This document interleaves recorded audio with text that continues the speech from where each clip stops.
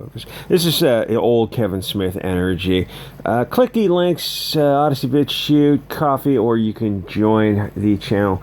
I have faith in Kevin Smith because I'm really dumb and naive. Literally, She-Man. What happened to Kevin Smith? Was it too much weed or a succubus wife? This is modern Kevin Smith energy, and it's pretty fucking lame.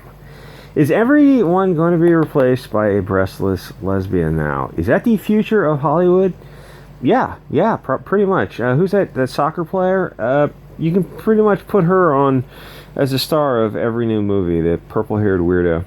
The He-Man thing should have been obvious, and I had faith in Kevin Smith, again, because I was just dumb.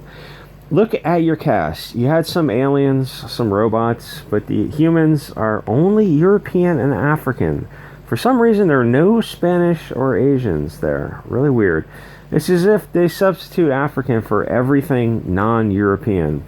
Like there are no other individuals available on Earth. It's just, you've got these token stand-ins that you just use as tokens, which is kind of degrading when you start to think about it past the opening paragraph. So you get European and African, but you can just ignore the men because men are kind of a second class citizen to the woke commie kids on the left. Any straight man is now evil.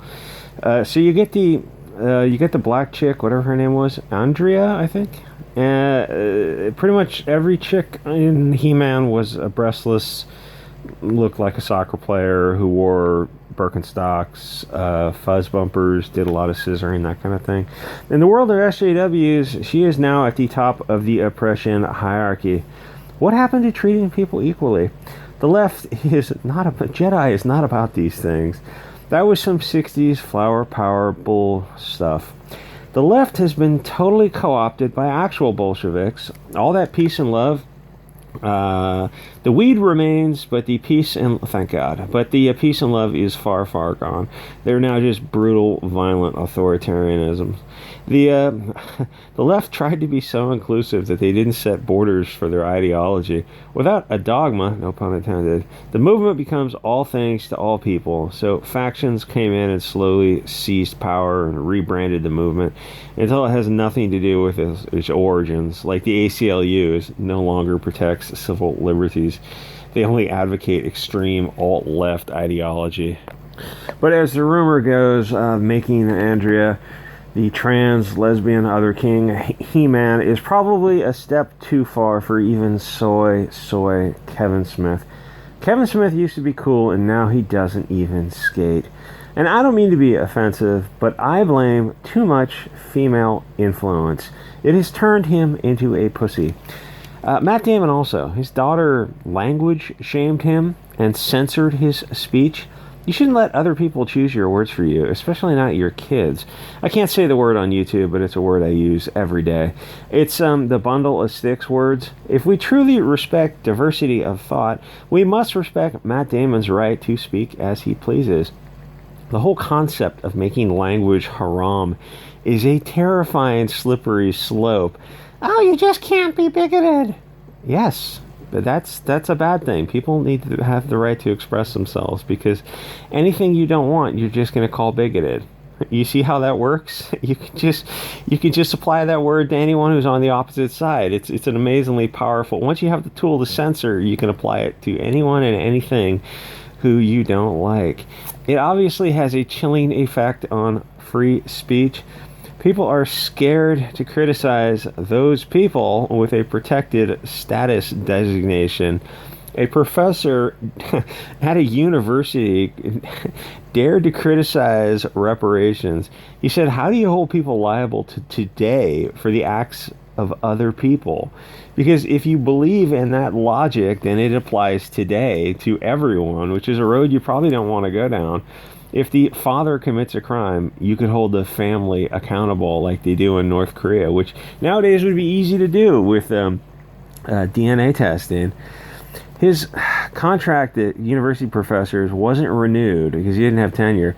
Universities used to be places where the open marketplace of ideas was a treasured concept. Not anymore. The globalists control the schools now, and they cannot have free speech because they have really bad ideas that are easily refuted. That's why they have to deplatform. Oh, we're not talking to Nazis. Are you saying that the Nazis could beat you in an argument? Because that doesn't say much for your side or your argumentative abilities. I don't want to see a story that is so far from organic where it is nothing more than propaganda, like Kevin Smith's He-Man or Disney's Star Wars or pretty much any movie that in the past 5 years, and then it hit the 2016 was and then 2020 was the when everything just absolutely went off the rails, on fire, and just tumbled down a hill. And you might as well just get a cell phone and make your own skits, make your own movies, because it's going to be better than stuff you're going to see, modern films. Oh, let's make sure women have speaking time, the Bechdel test, and the cast is like 10% this and 30% this. No, that's not a movie. That's propaganda. And you've been so brainwashed to believe that you have to meet these standards. It's like you're not making movies anymore. At one time, artists would have recoiled in horror at the thought of churning out propaganda for the left or the right. The right's not innocent either. What the F happened to the left? And the right, I know what happened to them. They turned into a bunch of shills, a bunch of rhino neocons. But the left, they used to have this liberalism, free speech, free expression, all that stuff like that used to be a left-wing value, no censorship. It's like it kind of switched all in the 90s. If you go into the He-Man with the idea of completely destroying it and merely using the name to get nostalgia clicks, then you're nothing more than a shill. But you also hurt the industry and art in general. You also lower the trust of the audience in you and in the network, Netflix. You're telling people don't bother watching shows anymore post 2020 because we're going to lie to you. These aren't the old days of just a few decades ago. People can find alternative entertainment. In fact, there is a lot of alternative entertainment out there, not gay sex, that is available on one of these social media platforms. YouTube is free and it's not totally soy. Plus, there's Odysee and BitChute and Gab TV if you want edgier content. There are dozens of streams to choose from $8 to $15 a month. If one insults you, then you can just cancel it and find something else. Vote with your wallet. I don't think they're going to make these token purse puppies, He-Man, but something like that is coming. They'll suck you in for a bunch of episodes, lure you in, then subvert your expectations, and give you the opposite of what you want, a wet willy or a snuggie. Right now, on the brink of civil war, people don't want to see toxic soy boy fantasies. This subversion would have been interesting 30 years ago, but it's been done to death. Jay and Silent Bob 2 should have been a pretty good indicator that Kevin Smith was starting to lose his mind. Tusk and Yoga Hosers were just horrible films. I don't recall them being woke, but I couldn't get through Tusk. It was painful to watch. I had to dip out after a few minutes. I absolutely cheer on the woke. Anything that helps people see what is under the mask of Hollywood, see who is behind the curtain. Hollywood is deeply sick. When folks over in the sand talk about the great Satan, half the stuff is from Hollywood and the other half is from Washington, which may as well be controlled by Hollywood anyway. So I guess I was a bit naive, a dum-dum, because I assumed Kevin would pull it off in the second half. He would fix it. It'd be easy to do. Just have Tila get a little humility and Adam come in to save the day. But now that I think about it, the writing of the first 5 episodes was pretty mediocre. What are the odds the second half would be an improvement? I mean, unless you got new writers. The first half was this mediocre disappointment. The odds are good that that's going to be the second half also. In fact, they already have you, so they're probably going to make it even worse with Evelyn and Andrea. He's saying Evelyn is going to have a more prominent role, which leads us to believe that he lied about everything from the beginning, because he has smoked himself into Hollywood levels of developmental disability. But I also believe his wife has sucked his spirit out via his penis. I believe his wife is a succubus, an evil lower class of demon from the underworld.